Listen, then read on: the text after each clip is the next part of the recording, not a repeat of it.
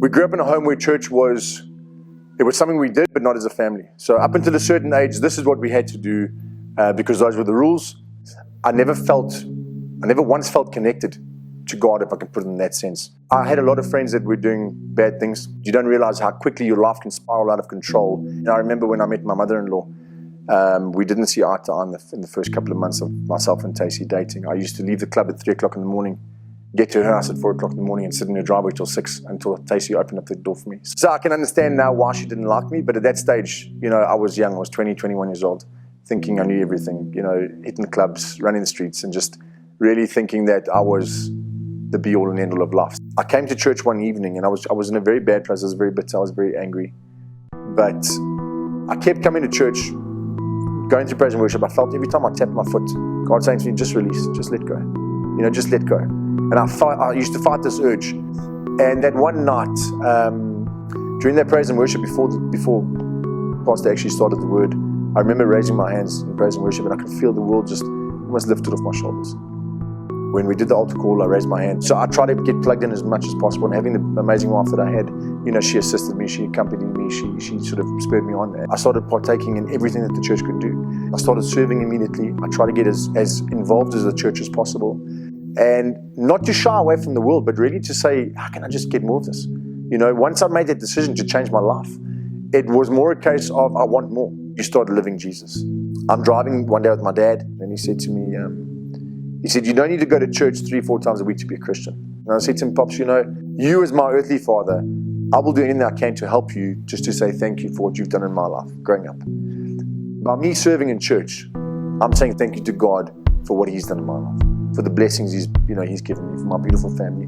For me, it's a way of saying thank you. I don't serve on a Sunday because I want to get something out of serving. I serve on a Sunday because I have the honor and the privilege to serve.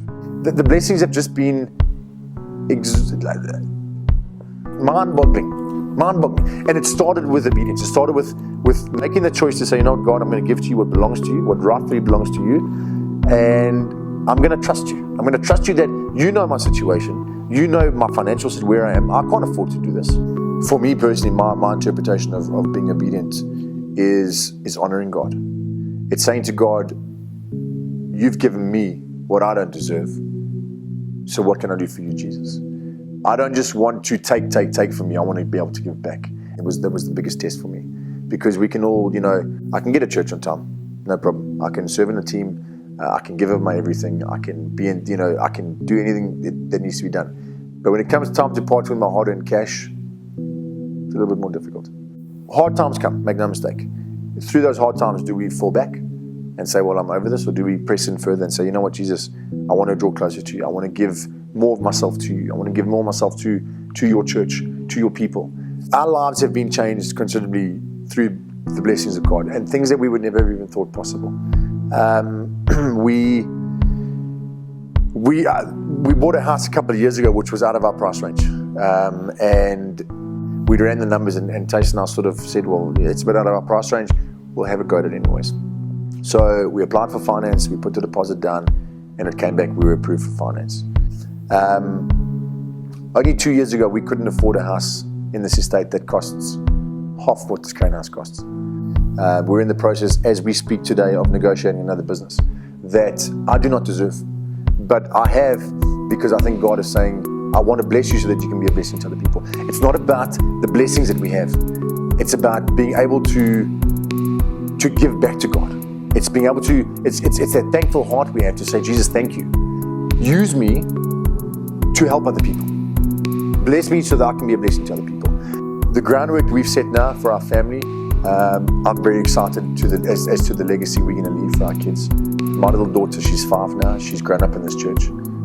She loves church. She loves Jesus. My son is still very, very young, but he's going to grow up in this church as well.